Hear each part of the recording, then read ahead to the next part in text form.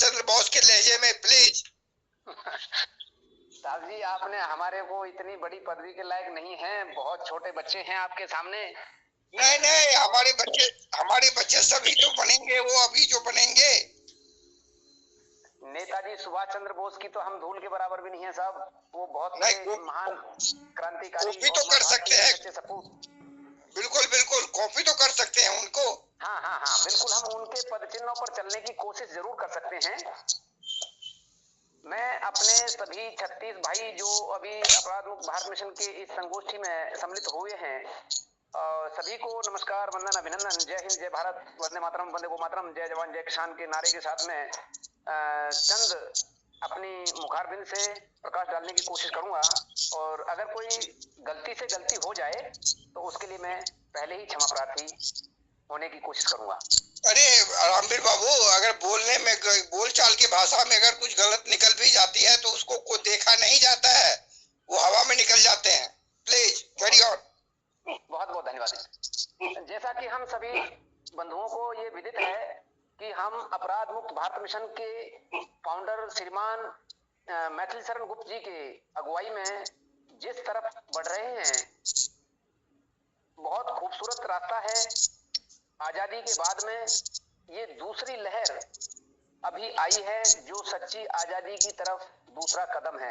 पहला कदम अगर मैं कहूं, छोटा मुंह बड़ी बात नहीं, तो श्रीमान हमारे भाई राजीव दीक्षित जी मां भारती के सच्चे सपूत तथा कथित आजादी के बाद पहले सच्चे देशभक्त के रूप में उभर कर आए, लेकिन छद्म चरित्र के लोगों ने उनकी बातों के ऊपर गौर न करते हुए उन्हें मरवा दिया, अकाल मृत्यु के काल के गाल में धकेल दिया।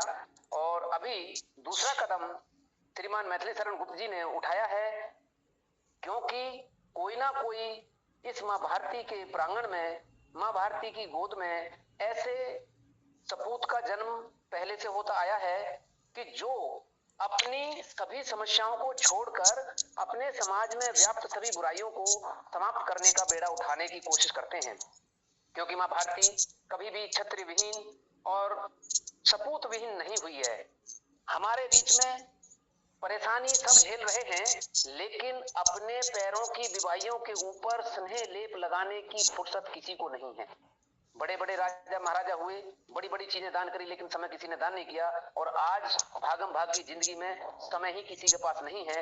आज अगर इस समाज की सभी बुराइयों को समाप्त करने का मौका हम चूक गए तो न जाने कब के मारे कब ये दिन आएगा लौट करके। इसलिए मैं इस मंच के माध्यम से अपने 33 भाइयों को साक्षी मान करके मां भारती के सभी जनता को ये आह्वान करता हूं कि आओ, ये जो अपराध मुक्त भारत मिशन आपके दरवाजे पर, दहलीज पर खड़ा है, आप इसका हृदय की गहराइयों से स्वागत करें, आभार करें, अभिनंदन करें। क्योंकि आज सभी दुखी हैं और सभी दुखों का एक ही इलाज है, अपराध मुक्त भारत मिशन।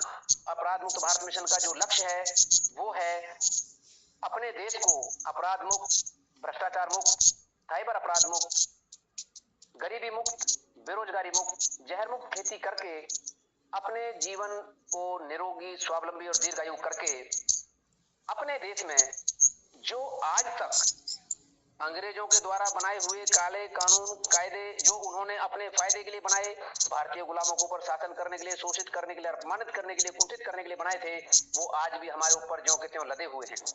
आज कोर्ट कचहरी के चक्कर काटते काटते पीढ़ियां बीत जाती हैं, लेकिन फैसले नहीं आते हैं। क्योंकि ये जो इंडियन पिनल कोड बनाया, ये बनाया ही इसलिए था टीबी मैकॉले ने कि भारत की जनता को न्याय के मकर जाल में ऐसा जकड़ लिया जाए कि इनको न्याय तो कभी मिले नहीं, लेकिन इनका दम जरूर निकल जाएगा, इनकी पीढ़ियां खत्म हो जाएंगी, लेकिन इनको कभी न्याय नहीं मिलेगा। हमारे देश का दुर्भाग्य है कि जहां जिस देश में 7 लाख गुरुकुलों का वर्णन खुद टीबी मैकॉले ने अपनी रिपोर्ट में 2 फरवरी 1835 में ब्रिटेन की पार्लियामेंट के अंदर किया था, आज वो हमारे ऊपर लदा हुआ है। उन्होंने गुरुकुल व्यवस्था को खत्म करके इंडियन एजुकेशन एक्ट हमारे देश के ऊपर थोप दिया और गुरुकुल व्यवस्था को बिल्कुल कानूनी तौर पर गैर कानूनी घोषित करके और इंडियन एजुकेशन एक्ट को लाद दिया। और उन्होंने बड़े फख्र के साथ ये कहा था कि मैं भारत के अंदर ऐसा बीज बो के आया हूं कि आने वाले 100-150 सालों में भारत के अंदर जन्म लेने वाले बच्चे जन्म से तो भारतीय होंगे, लेकिन अपने पढ़ाई लिखाई से बौद्धिक स्तर पर वो यूरोपियन होंगे, वो अंग्रेज पैदा होंगे। और आज वो दुर्भाग्य से उनका कथन सत्य हो चुका है कि टीबी मैकॉले की आत्मा हमारे काले चरित्र, काली सोच, काली शिक्षा के नेताओं के बीच में घर कर चुकी है, क्योंकि इन्होंने उसी नियम कानून कायदों को अपनी देश की जनता के ऊपर तथाकथित आजादी के 75 साल के बाद भी ज्यों का त्यों बगैर कॉमा फुल स्टॉप बदली किए हुए आज भी लादा हुआ है। आज मैं अपने देश की जनता से ये आह्वान करता हूं कि आप आइए, जिस मिशन में आकर के और देश की सभी समस्याओं को समाप्त करने में किसी भी देशवासी की जेब से एक पैसा नहीं लगेगा, एक पैसा। और ऐसे भारत का निर्माण जहां पर राम राज्य की कल्पना आपके धरातल पर उतरी नजर आएगी, ऐसे भारत का हम स्वागत करें, आभार करें, अभिनंदन करें और मां भारती के सच्चे सपूत श्रीमान मैथिली शरण जी के अगुवाई में अपने देशवासियों की इस समस्या का निदान करने में अपना अपना योगदान यथा योग देने की कोशिश करें। जय हिंद, जय भारत, वंदे मातरम, वंदे गो मातरम, जय जवान जय किसान। बहुत सुंदर रामवीर सिंह, आपका प्रवचन सुन के